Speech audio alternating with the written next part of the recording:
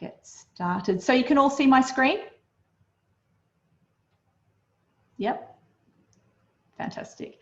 Okay, so before we get started, I would like to acknowledge the traditional custodians of the land on which we work and live and recognise their continuing connection to the land, water and community. And I pay respect to elders past, present and emerging. And I personally truly believe that speaking up and supporting inclusiveness of all people is the way forward for not just businesses within Australia, but Australia as a whole. It is so important to remember and acknowledge our history as well as our future. So thank you very much for joining the Inspired Leader Challenge, and by stepping up to the challenge, you've already identified yourselves as inspired leaders. So this week, I hope that I can add a little bit of extra sparkle to that. As I said, please excuse me for not staring down the barrel because I will be looking at you and also making sure the chat is there. So I've got a couple more people in the chat. Okay, fantastic. Okay, so for those that I haven't worked with before and don't know me, I have been a leadership capability coach and worked in HR roles for the last 20 years across a range of industries. And what I've really noticed over that time is, regardless of the industry or the company that you work in, people are still people, and leadership is all about having that connection, that authentic connection with people and understanding what makes them tick and how you can individually work with those people to get the most out of them and then help them create that connection as a team as a whole. I personally love finding out what makes people tick, and I've had a degree in organisational psychology. I've accredited in a number of different psychometric tools, and I'm also studying neuroscience at the moment. So I absolutely love bringing out that in people, and when coaching leaders, it's around you've actually got the answers within you. And as a coach, my job is just to bring those answers out by asking the right questions to get you to that next level. And as leaders, you can do the same with your team. Okay.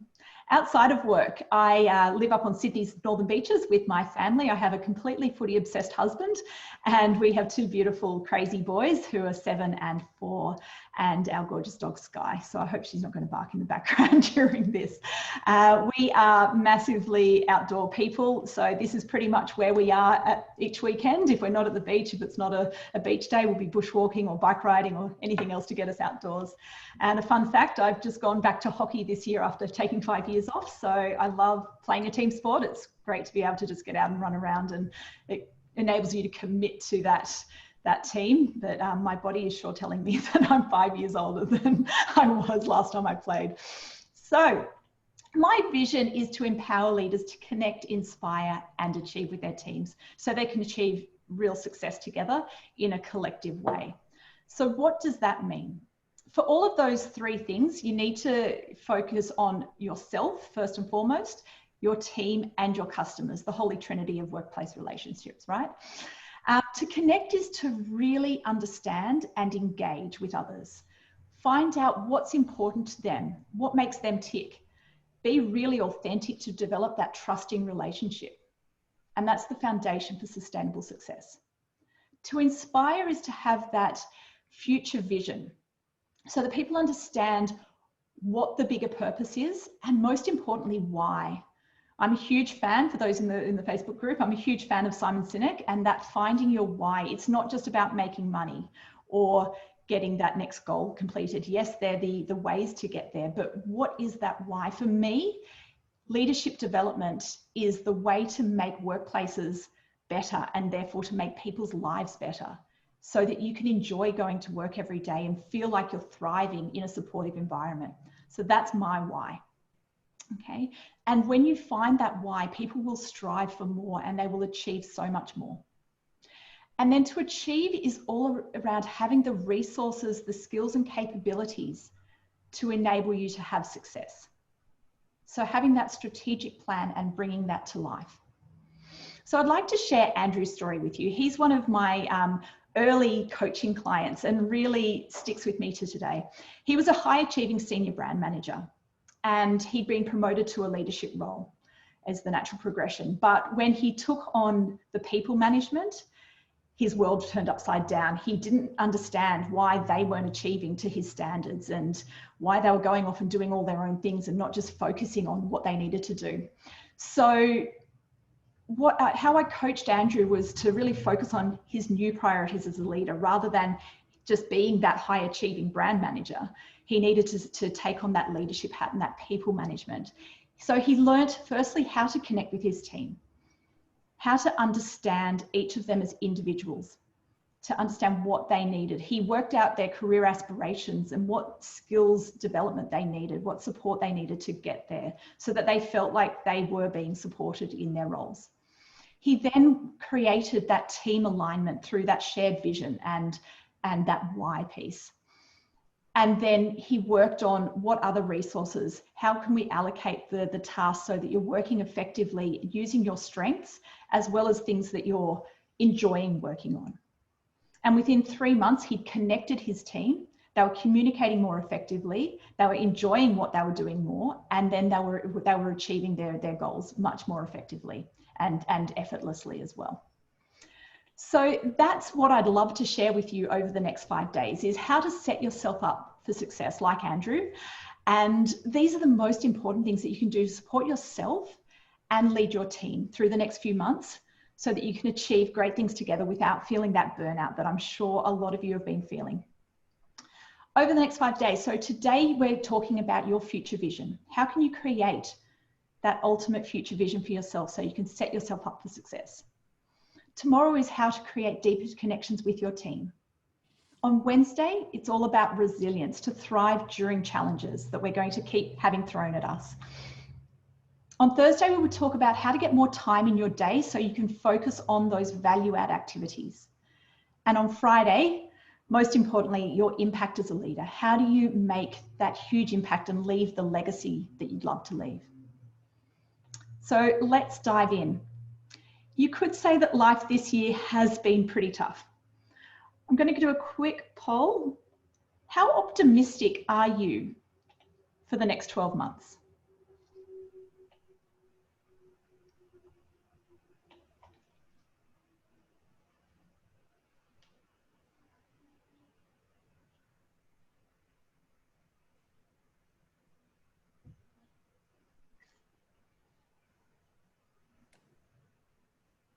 Okay.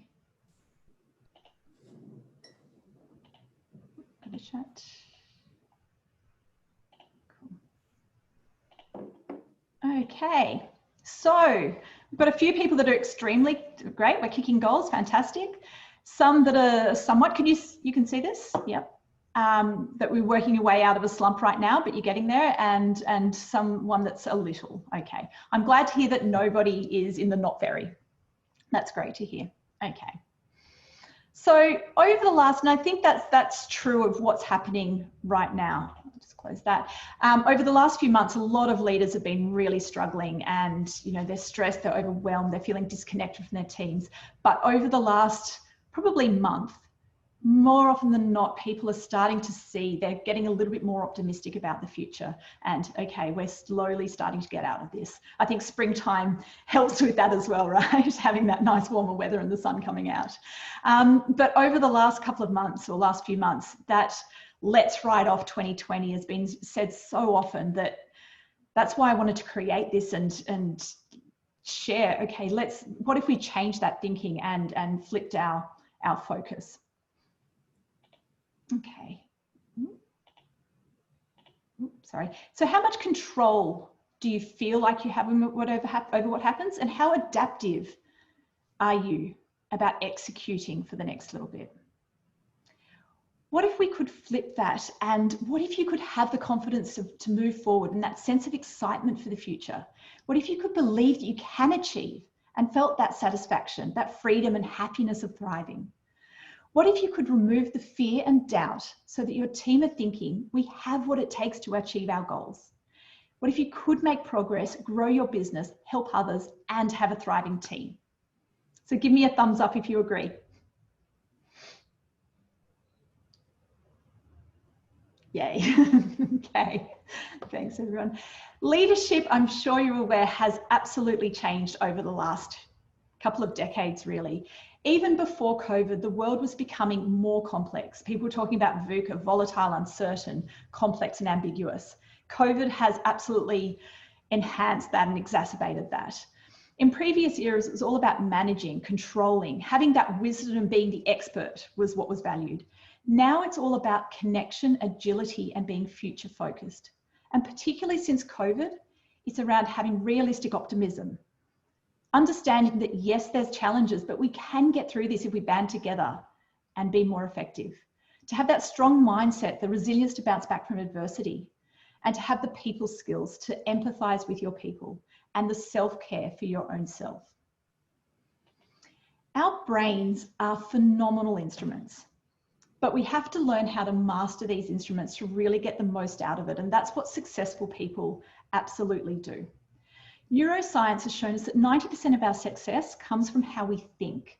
And so by changing how we think, we also change the outcomes in every aspect of our lives. And that's why it's important to really consider not only the words we use when we're speaking, but also the words we use when we're thinking. And those I can't, or this is so hard, or I really don't like this, can be really limiting and negative. Those neural pathways, what you see on the screen there, that's what's inside your brain. They're neural pathways that can be created every single day and broken down as well. If you repeat a thought 21 times, your brain starts to take notice and starts to form the basis of the bridge, if you like. After 30 days, that bridge starts forming. And by 60 days, it becomes really fat and you end up becoming on autopilot. Your brain doesn't have to think about it anymore, it just is. So for me, as I said, I've been running face-to-face workshops for years and years and years, and having to go onto camera was a huge step for me. And at first I hate this, I can't do it. and over time, I just practiced until you become comfortable and confident in what you're doing. If you think about tying your shoelace or even driving home, you get on autopilot and you don't have to think about what you're doing or which way you're turning, you just go. That's your neural pathways, and it takes that time, but consistently it will improve. As Dr. Marshall Goldsmith says, if you do not create and control your environment will create and control you. I'm sure you've heard of sporting stars visualizing kicking the goal to increase their success. And there's a great study around pianists learning how to play a piano. So the first group, the control group, learned to play the normal way on a piano, reading the music. The other group, they had the music in front of them. They didn't touch a piano. They just had mental mapping and mental scripts.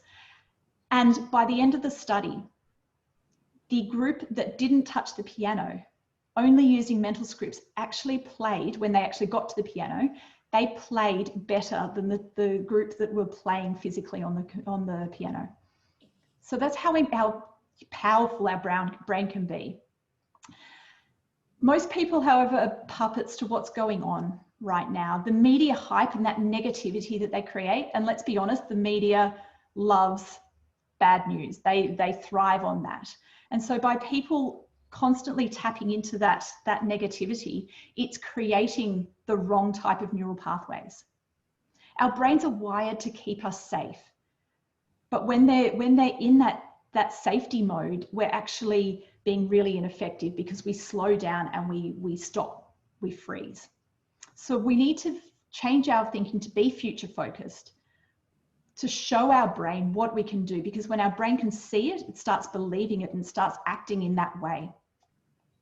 If you focus on survival, that's what you're going to get. You're going to survive, but nothing else. If you focus on success, that's when you can create fantastic opportunities. And the leaders that are going to succeed through this crisis are the ones that understand they can refocus, remove their old negative practices, and create new, more effective ones. So what if this could be the golden opportunity to make a difference? Share in the comments who has an opportunity that they're currently working on.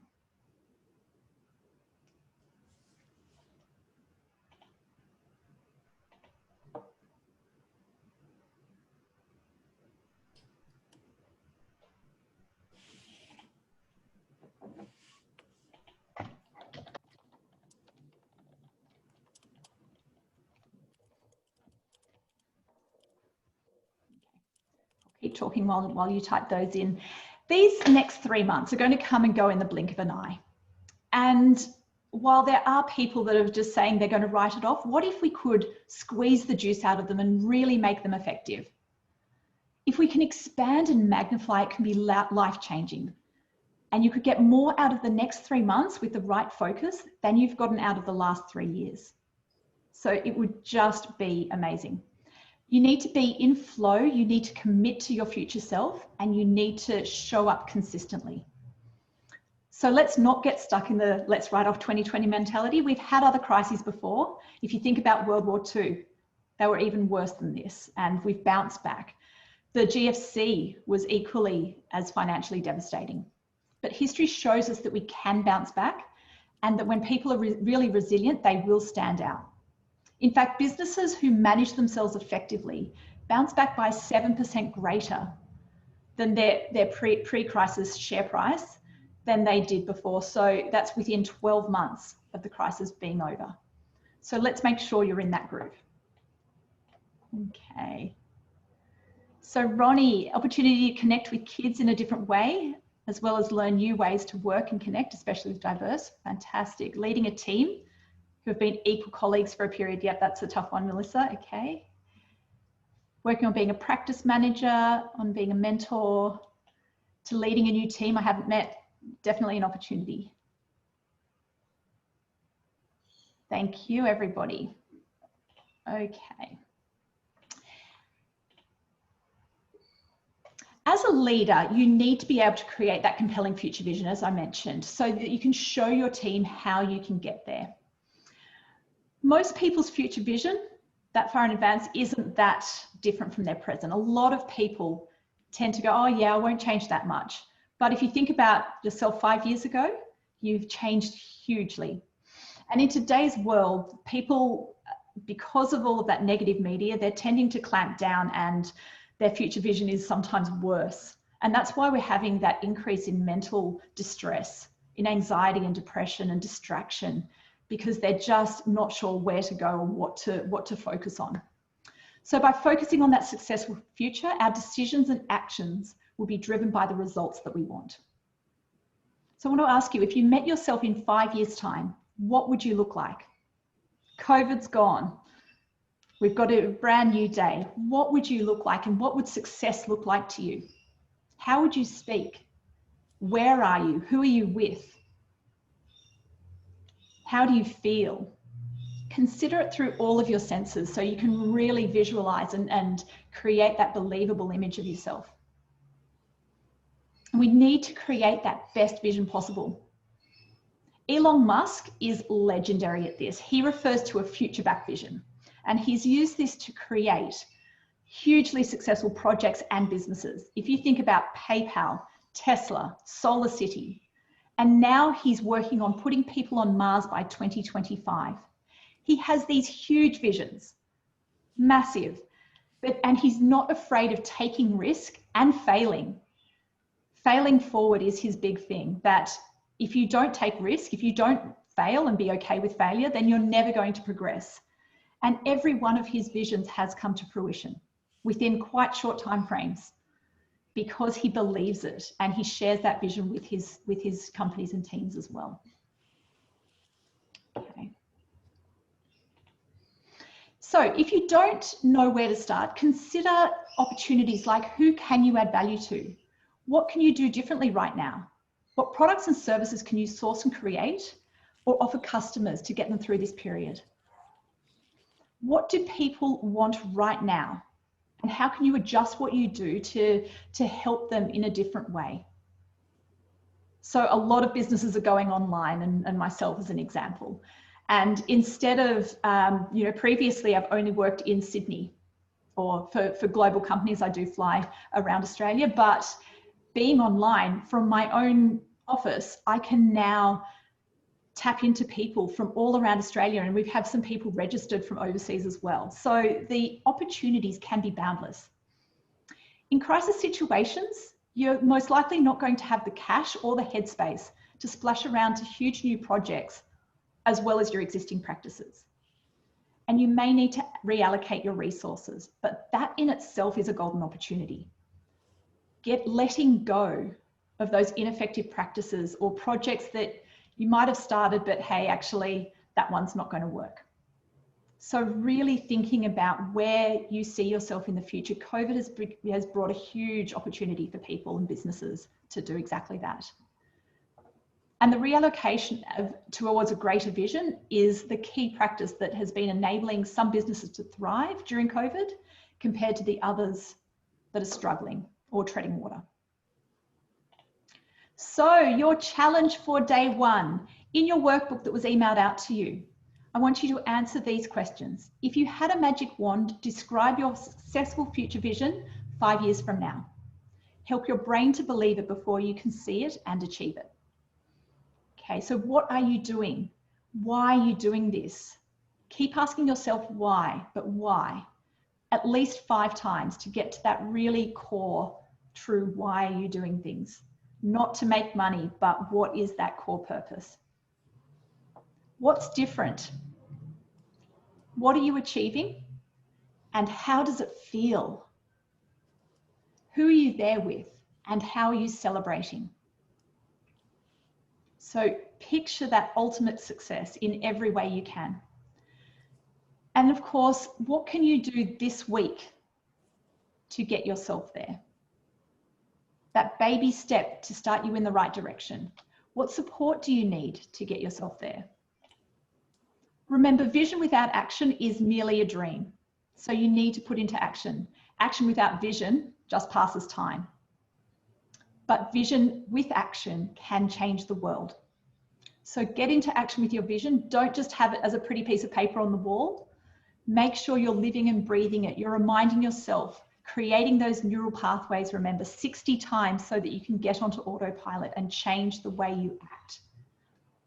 Don't overwhelm yourself by thinking you have to have it all done today or all done next week, but just take what are those first steps you need to do. Chunk it down into yearly goals, monthly goals, and so on.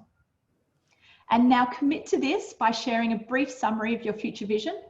What is it going to be and why in the Inspired Leader Facebook group? If you're not a Facebook person, then just email me through. You've got my email address and I'll add that in. And remember, there's prizes up for grabs. So first prize is 2 coaching sessions with me, including a predictive index assessment, which is really fantastic for understanding what makes you tick. So that'll set yourself up for success. And the second one is Start With my absolute favorite leadership book by Simon Sinek, his first and most profound, I believe. Okay. Before you finish up today, I'd love you to write in your comments, what is your one key takeaway for today? So to retain that information, you do need to write it down, and not just on the computer screen. Actually, if you can print out the workbook, write things down, it gets it out of your brain and makes it much more kinesthetic and functional.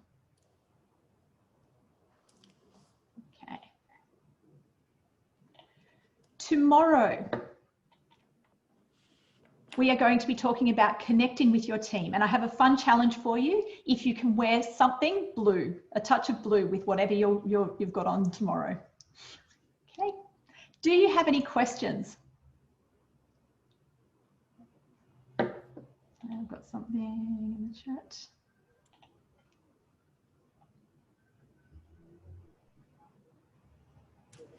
No questions? Good-o. Okay. Well, thank you. Before you get back into doing and get back into your work, make sure you take that time in your workbook to actually get down what that future vision is. Okay. One of the key things, and we'll go through this on Thursday, but one of the key things is don't just end a meeting and rush off to your next task. Actually end the meeting and action whatever you were discussing in that so that you have started that process straight away. Thank you everyone for your time today, and I look forward to seeing you tomorrow. If you have any questions, feel free to email me and I can get back to you directly. Thank you kindly. Okay, see you everybody. Have a great day. You too. Bye. Thank you. Bye.